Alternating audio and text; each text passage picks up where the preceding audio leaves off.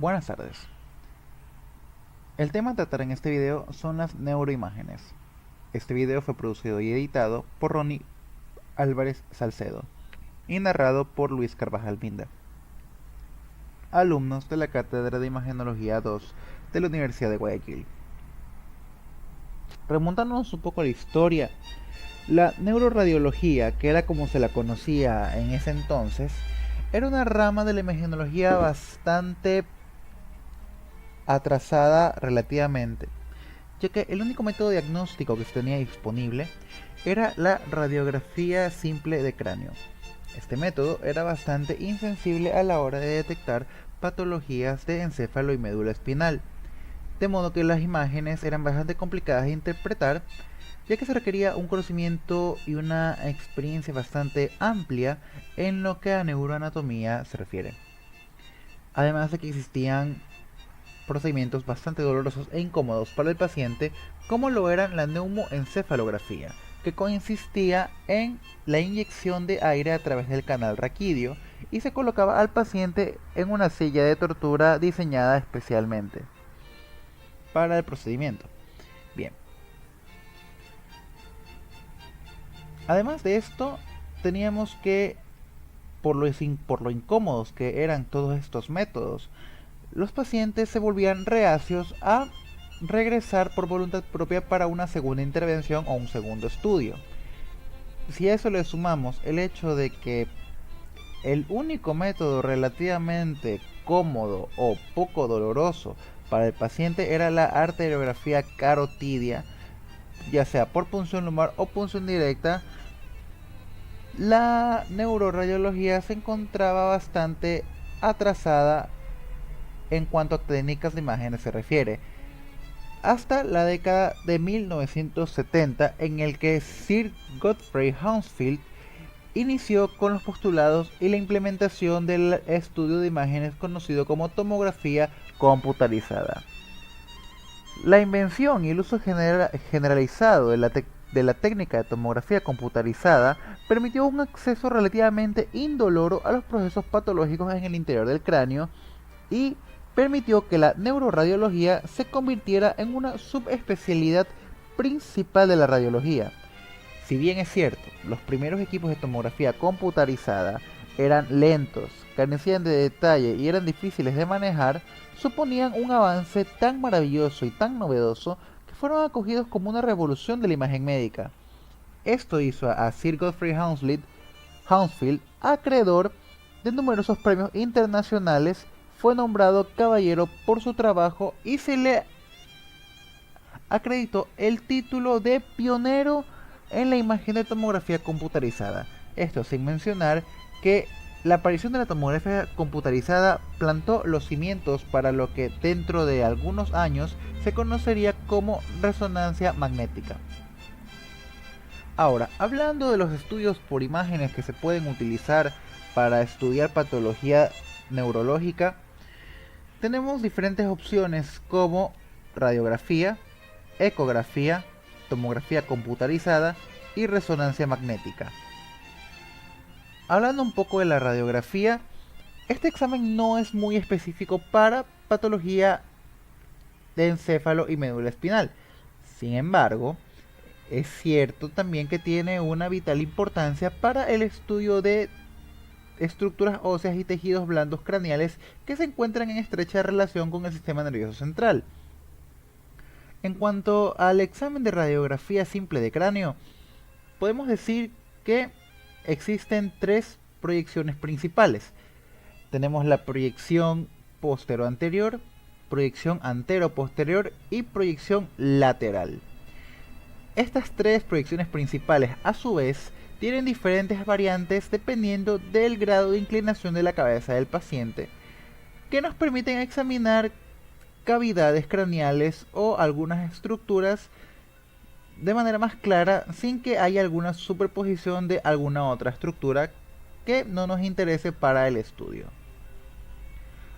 Ahora, la radiografía simple de cráneo, si bien no sirve de mucho para estudiar patología de cerebro, de encéfalo y médula espinal, tiene sus indicaciones en fracturas tumores, erosión o descalcificación de los huesos y para evaluación de movimiento de los tejidos blandos dentro del cráneo.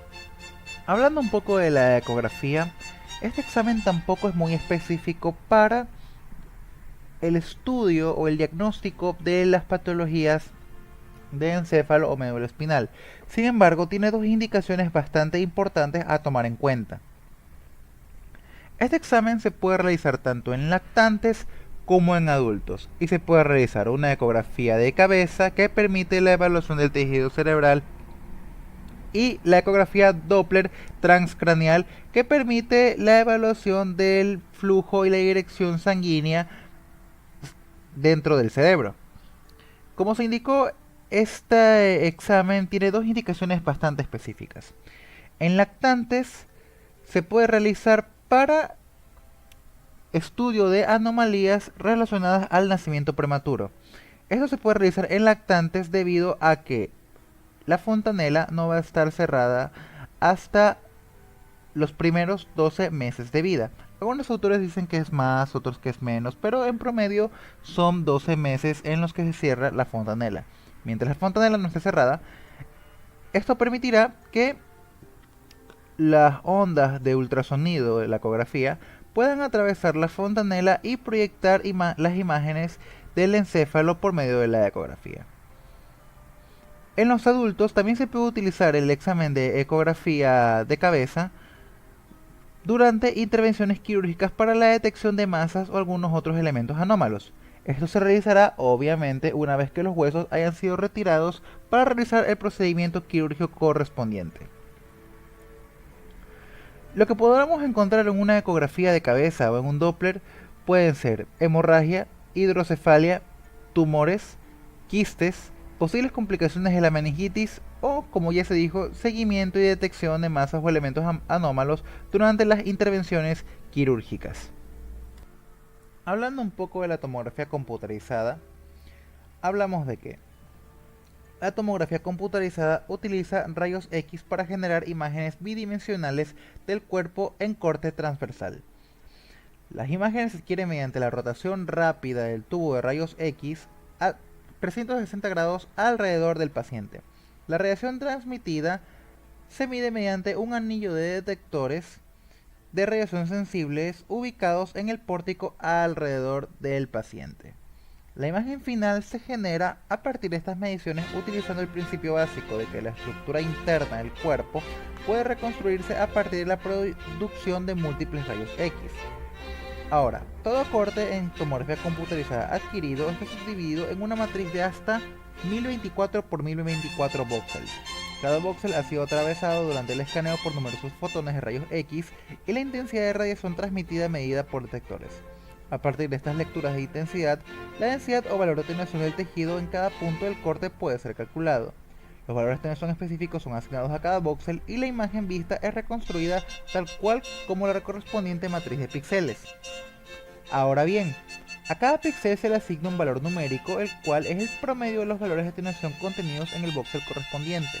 Este número es comparado con el valor de atenuación del agua y proyectada en una escala de unidades arbitrarias conocida como escala de unidades Hounsfield.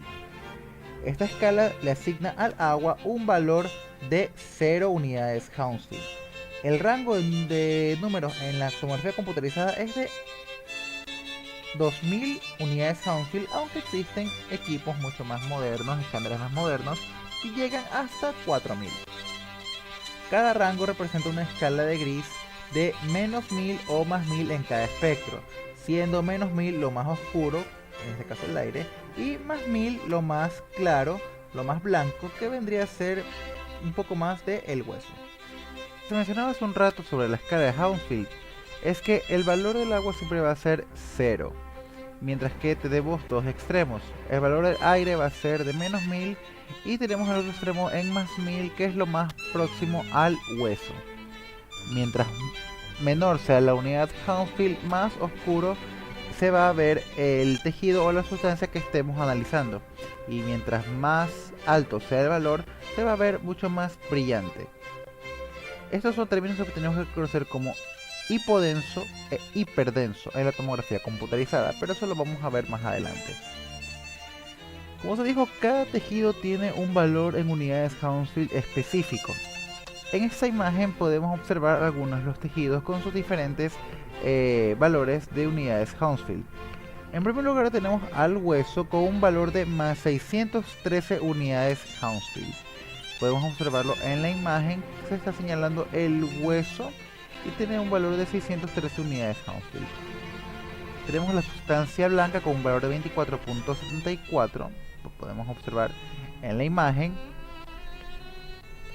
La sustancia gris con un valor de 35.89. El ventrículo con un valor de más 3.35 unidades Hounsfield. La grasa del cuero cabelludo con un valor de menos 84.52 unidades Hounsfield. Y por último, el aire con un valor de menos 966.38 unidades Hounsfield. Como podemos observar, mientras más alto sea el valor de las unidades Hounsfield, más hiper o hipointenso se va a observar el tejido, siendo el más brillante, en este caso el más intenso, en este caso el hueso con más 613, y el más hipointenso va a ser el aire con un valor de menos 966. Ahora, hablando del examen de la tomografía computarizada para neuroimágenes, tenemos también diferentes niveles de ventana, en el cual nos permitirá diferenciar y localizar diferentes elementos dependiendo del tipo de estudio que estemos realizando. Tenemos ventana cerebral, ventana de tejidos blandos y ventana ósea. La ventana cerebral, valga la redundancia, sirve para poder observar las estructuras cerebrales a diferentes niveles y cortes. En esta imagen de ventana cerebral podemos observar una imagen correspondiente a una hemorragia subaracnoidea, en el cual observamos una hiperdensidad en las cisternas basilares y pequeños focos de aire que están señalando las flechas rojas. Como ya se indicó, el aire es hipodenso y en la imagen se verá de color negro bastante acentuado. Entonces tenemos estos puntos negros que corresponden al aire, puntos hipodensos y una hiperdensidad basilar. Esto correspondiente a un trauma. En cuanto a tejidos blandos, la ventana de tejidos blandos no hay mucha diferenciación anatómica en las estructuras cerebrales, ya que, valga la redundancia, esto sirve para la evaluación de tejidos blandos como el cuero cabelludo, la grasa, etc. En esta imagen lo que podemos observar aquí es un hematoma del cuero cabelludo bastante pronunciado, y probablemente lo que podemos observar también aquí una pequeña fractura de los huesos craneales, y también vemos que algo está ocupando uno de los senos frontales, mientras que en el otro seno frontal simplemente hay aire. En cuanto a la ventana ósea, aquí prácticamente no hay diferenciación anatómica ni de cerebro ni de tejidos blandos. Aquí lo único que vamos a poder diferenciar es hueso. Y en esta imagen lo único que se ve es básicamente la bóveda craneana, en la que podemos apreciar una fractura correspondiente a la misma y con restos con esquirlas de bala. Hablando un poco de la anatomía, como ya indiqué antes, la tomografía computarizada nos permite observar tanto elementos del encéfalo como elementos óseos de la base del cráneo a diferentes niveles y en diferentes cortes. En esta imagen podemos observar algunos elementos anatómicos que iremos describiendo de adelante hacia atrás. Aquí, por ejemplo, en la flecha naranja, tenemos los senos maxilares. Lo que tenemos adentro de los senos maxilares, pues nada, aire. Y como vemos aquí, esta es una imagen hipodensa, así que hay aire dentro del seno maxilar, todo en orden. En rosa tenemos los músculos masticadores, probablemente los pterigoides. Aquí podemos observar cómo se pareciera que se insertan en el esfenoides. En verde tenemos la médula espinal que se ve saliendo por el foramen magno o agujero magno. En azul o en celeste tenemos el vértice cerebeloso y por último la flecha roja señalando el hemisferio cerebeloso. En esta otra imagen tenemos un corte a nivel del puente de Barolio en el que podemos observar otras estructuras.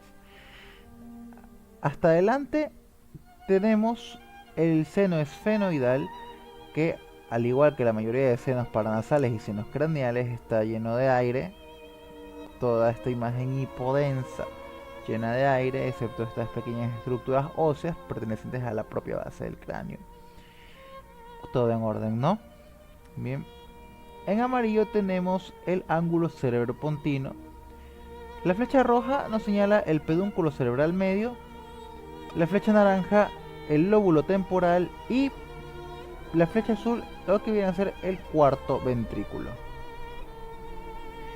Tenemos otra aquí a nivel cerebral medio, en el cual la flecha amarilla nos señala el seno etmoidal, otra vez, otro seno paranasal, otro seno craneal lleno de aire, todo en orden. En púrpura tenemos la fosa sellar, la flecha púrpura, aquí nos señala la fosa sellar. La verde, la cisterna suprasellar. En rojo nos señala el acueducto cerebral. La flecha azul nos señala el cuerno temporal.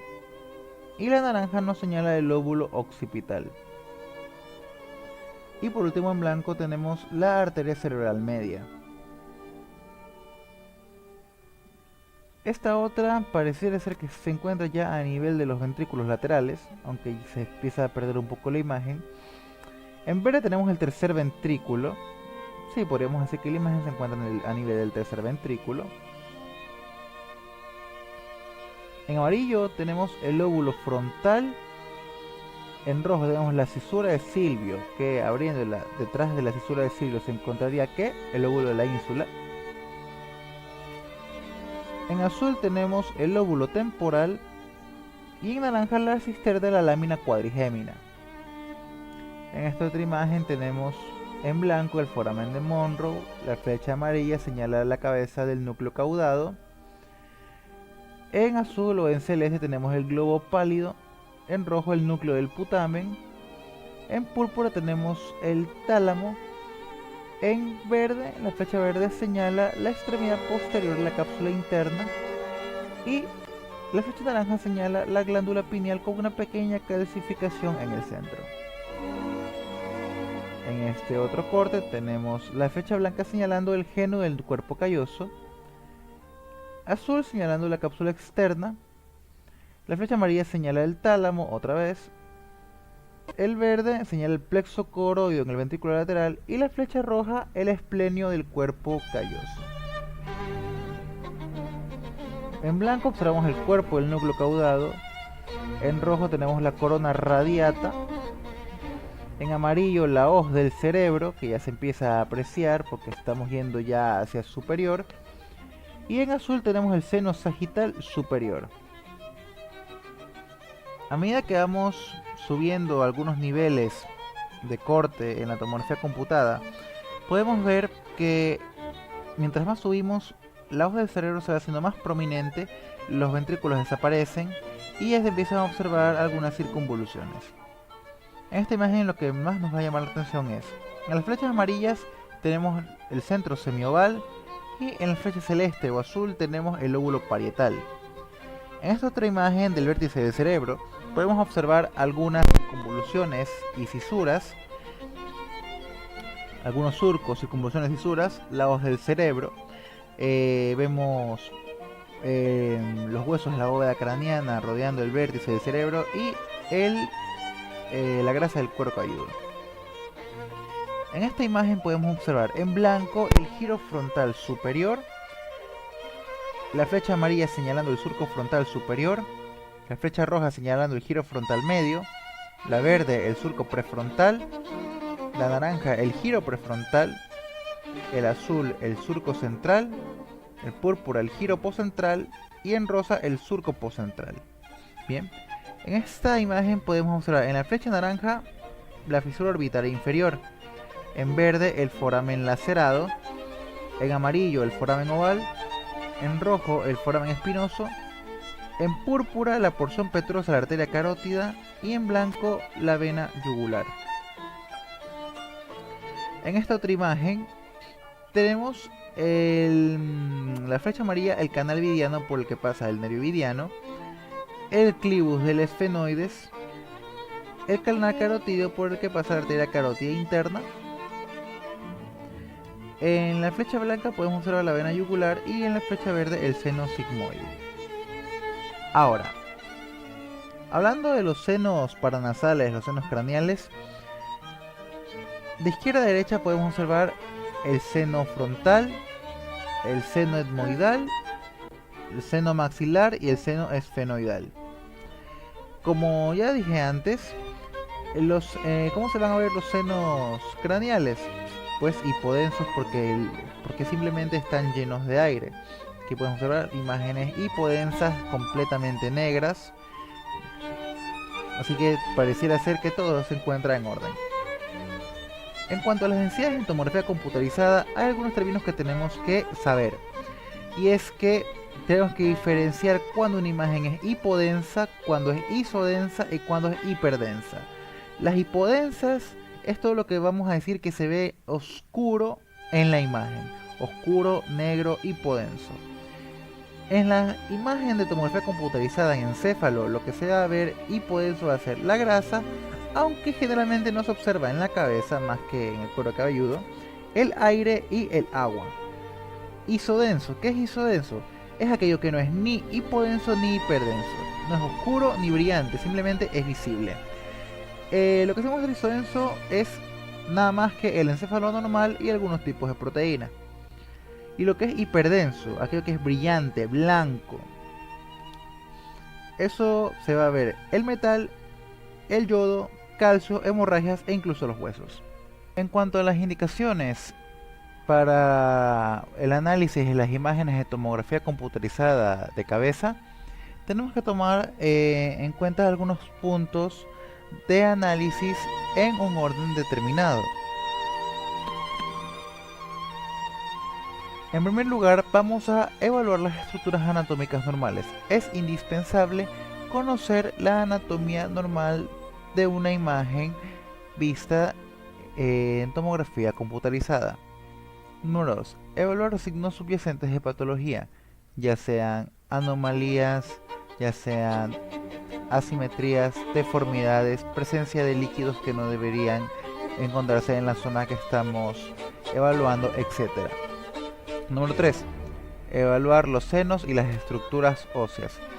Sobre todo los senos en los que en casos de patología puede haber acúmulos de líquido o inflamación, y las estructuras óseas por si no existe alguna asimetría y deformidad. Y por último, evaluar la anatomía extracraneal. En esta otra imagen tenemos una angioTAC, que es básicamente una tomografía computada en la cual tenemos una mayor densidad de las arterias cerebrales. En la flecha roja nos señalan la arteria cerebral media, en amarillo nos señalan la arteria cerebral anterior, en verde podemos ver la arteria cerebral posterior y en azul la arteria basilar. Vemos aquí cómo se forman cómo se forma lo que viene a ser el polígono de Willis por medio de las tres arterias cerebrales, ¿no? Muy bien. Esta imagen es otra angioTAC, pero en corte sagital, en vista lateral. En la flecha roja podemos observar las arterias cerebrales anteriores, en amarillo la vena de Galeno, en púrpura vemos el seno sagital superior, en verde vemos el seno recto y en azul la arteria basilar. Ahora, entrando al tema de la resonancia magnética, remontándonos un poco en la historia, tenemos que En 1971, hace casi 48 años, el doctor Raymond Damadian demostró que la resonancia magnética podía ser usada para detectar enfermedades porque distintos tipos de tejidos emiten señales que varían en su duración en respuesta al campo magnético. Damadian fue el creador del primer equipo de resonancia magnética en el 72. Pocos meses más tarde, aplicó una patente para que su invento con el título Aparato y método para detectar tejidos cancerígenos. La patente fue otorgada en el 74 en Estados Unidos y fue la primera vez que se dio en el campo de la resonancia magnética, algo bastante paralelo a lo que pasaba con la tomografía computerizada. Reconociendo la importancia del descubrimiento de Damadian, el investigador Paul Atterbury desarrolló la técnica para generar las primeras imágenes en resonancia magnética en 2 y 3 dimensiones utilizando gradientes, y publicó la primera en el 73. Peter Mansfield, un físico de la Universidad de Nottingham, en Inglaterra, extendió el uso de los gradientes mediante un modelo matemático que permitía acelerar muchísimo el tiempo de captura de imágenes, de horas a tan solo segundos, y producirlas con mejor definición. Mansfield y Atterbury recibieron en 2003 el Premio Nobel de Medicina por sus descubrimientos en el campo de imágenes de resonancia magnética. Hablando un poco de la resonancia magnética, es un examen bastante similar a la tomografía computarizada. Sin embargo, ambas tienen pros y contras que hacen a una más conveniente que la otra en diferentes situaciones. Entre estos factores tenemos el coste, la disponibilidad, la diferenciación tisular, las secuencias multiplanares, la velocidad de exploración y la reconstrucción ósea. En cuanto a coste, la tomografía computarizada es relativamente más barata que la resonancia magnética. En cuanto a disponibilidad, la tomografía computarizada está disponible en casi todos los centros de salud, generalmente de tercer nivel, mientras que la resonancia magnética está un poco menos disponible. No todos los centros de salud tienen un equipo de resonancia magnética disponible. En cuanto a la diferenciación tisular, si bien la tomografía computarizada tiene cierto grado de diferenciación, no se iguala a la resonancia magnética, que puede generar imágenes en mucha mayor resolución y con una diferenciación de tejido mucho más específica. En cuanto a secuencias multiplanares, no hay casi ninguna diferencia entre ambas, ya que ambas son multicorte y permiten ver diferentes estructuras en diferentes niveles y en diferentes planos. En cuanto a la velocidad de exploración, la tomografía computarizada es relativamente mucho más rápida que la resonancia magnética. En cuanto a la reconstrucción ósea, la tomografía computarizada tiene mucha más ventaja que la resonancia. Hablando de las diferentes secuencias que puede tener una resonancia magnética, la principal secuencia de la resonancia magnética va a ser la secuencia spin echo. Es la secuencia más comúnmente usada, conocida también como eco de spin. Se caracteriza por la aplicación inicial de un pulso de radiofrecuencia de 90 grados, seguido más adelante por un pulso de 180 grados. Luego del doble del tiempo entre el pulso de 90 y el pulso de 180, se recibe una señal o eco proveniente del tejido. Se aplican sucesivamente varias secuencias de pulsos de 90 y 180 grados, cada una de las cuales produce un eco que conformará la onda de radiofrecuencia que proviene de la información molecular. Ahora, las secuencias de spin echo tienen dos variantes: la secuencia spin echo potenciada en T1, la secuencia spin echo potenciada en T2 y la frecuencia de spin echo de densidad de protones. La secuencia spin echo potenciada en T1 se obtiene usando tiempo de repetición y tiempo de eco cortos. Las imágenes potenciadas en T1, al usar estos ecos cortos, la información se adquiere a través de la relajación transversal. Es por esto que las diferencias en el componente de magnetización longitudinal entre los tejidos aparecen como las diferencias en la intensidad de la señal.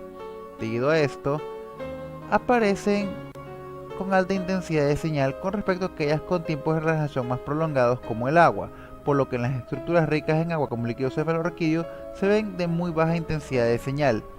Asimismo, la sustancia blanca del cerebro Por ser rica en grasa, se ve con mayor señal en relación con la sustancia gris, que tiene una baja señal por su alto contenido de agua. Entonces podemos ver aquí, la sustancia blanca va a ser blanca y la sustancia gris va a ser gris, a diferencia de en la tomografía. Aquí vemos, por ejemplo, en los ventrículos observamos que se ve de baja intensidad debido a que el agua tiene un tiempo de relajación más prolongado y por ende se va a ver de baja intensidad. La utilidad básica de las imágenes potenciadas en T1 radica en que estas proporcionan un excelente detalle de la anatomía, y si se usa medio de contraste intravenoso, como se verá más adelante, estas imágenes también pueden demostrar entidades patológicas. Hablando de ahora la Spin Echo potenciada en T2, esta emplea un tiempo de relajación largo y un tiempo de repetición largo. Usando tiempos de ecos largos, la diferencia en el tiempo de relajación transversal entre los tejidos aparecen como las diferencias en el contraste en las imágenes.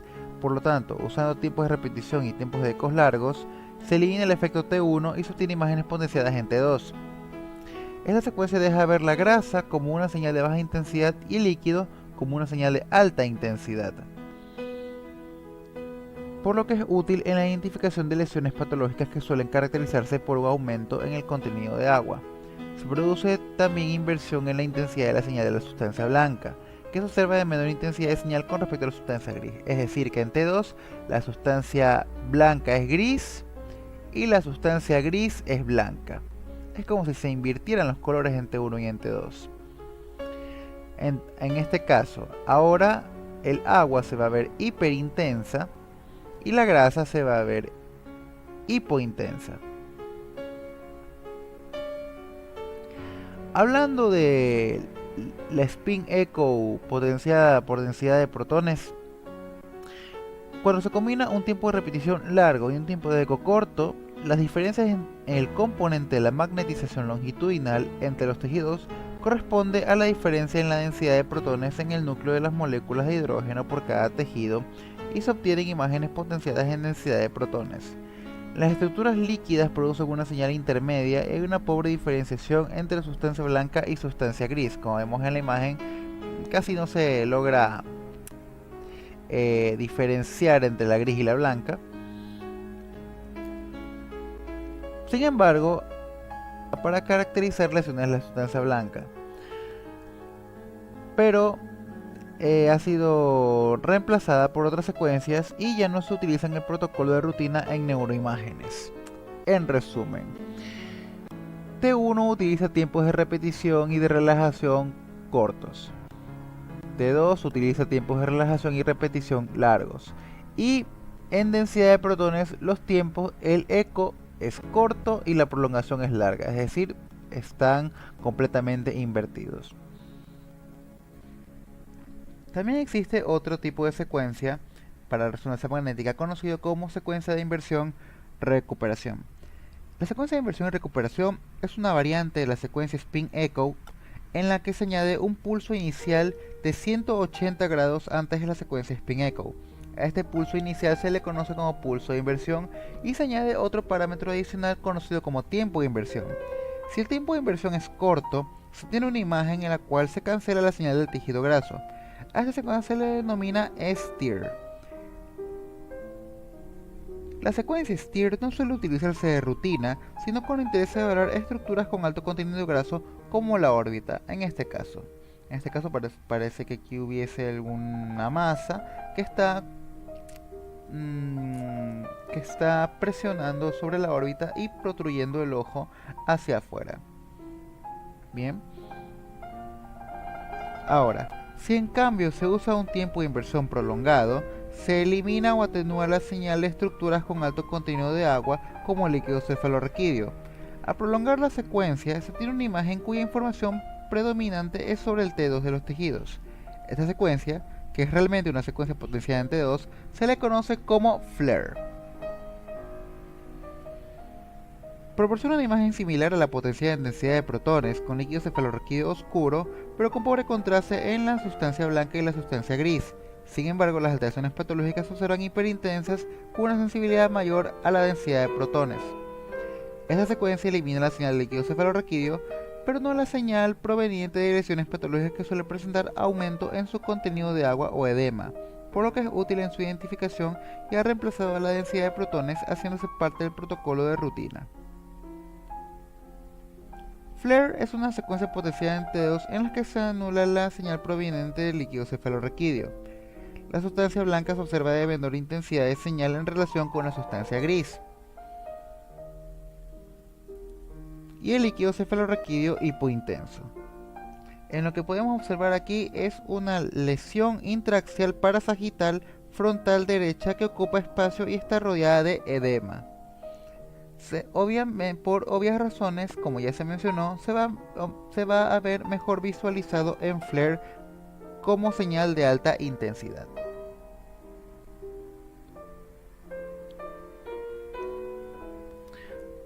Hablando un poco de términos utilizados para resonancia magnética, tenemos que diferenciar qué es lo hipointenso y qué es lo hiperintenso.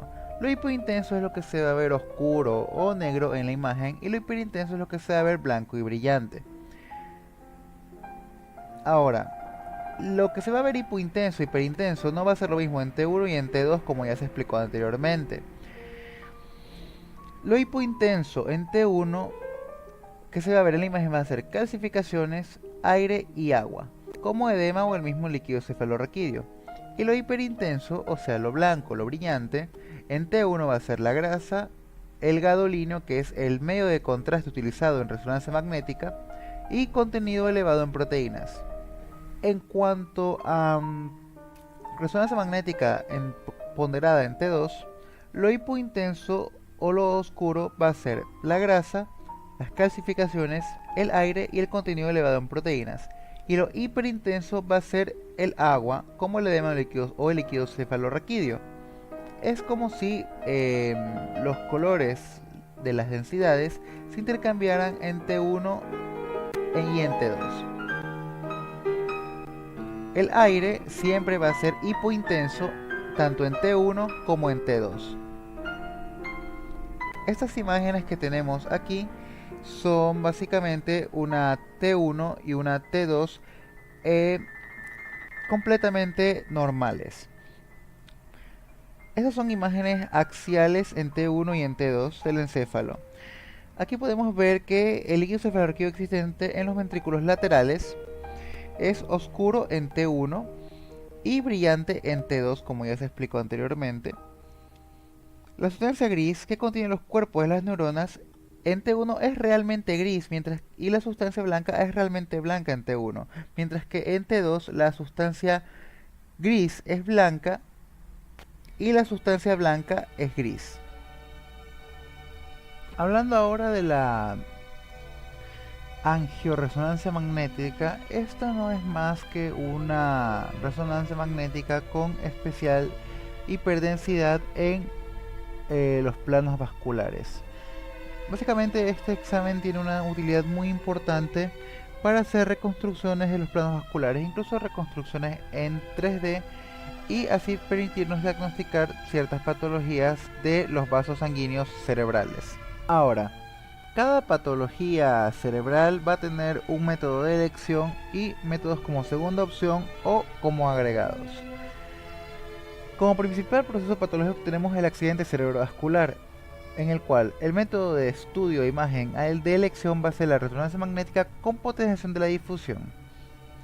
Y como otros estudios de acompañamiento de segunda opción tenemos la tomografía computarizada.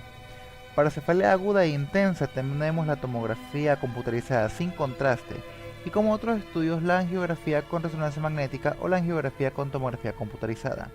Para cefaleas crónicas tenemos la resonancia magnética sin y con contraste, y como otros estudios y segundas opciones tenemos la tomografía computarizada sin y con contraste. Para convulsiones tenemos la resonancia magnética sin y con contraste como método de elección, y como segundas opciones tenemos la tomografía computarizada sin y con contraste. Para hemorragias tenemos la tomografía computarizada sin contraste como elección, y como otros estudios la ecografía en lactantes. Para la hidrocefalia tenemos de elección, la resonancia magnética como estudio inicial y la tomografía computarizada para seguimiento. Para vértigos y mareos, el método de elección va a ser la resonancia magnética con contraste y como otros estudios tenemos la angioresonancia magnética si fuese necesario. Para masas cerebrales tumorales tenemos la resonancia magnética con contraste de elección y como otros estudios tenemos la tomografía computarizada con contraste. Y para alteraciones del estado mental tenemos la resonancia magnética sin y con contraste y la tomografía computarizada sin y con contraste.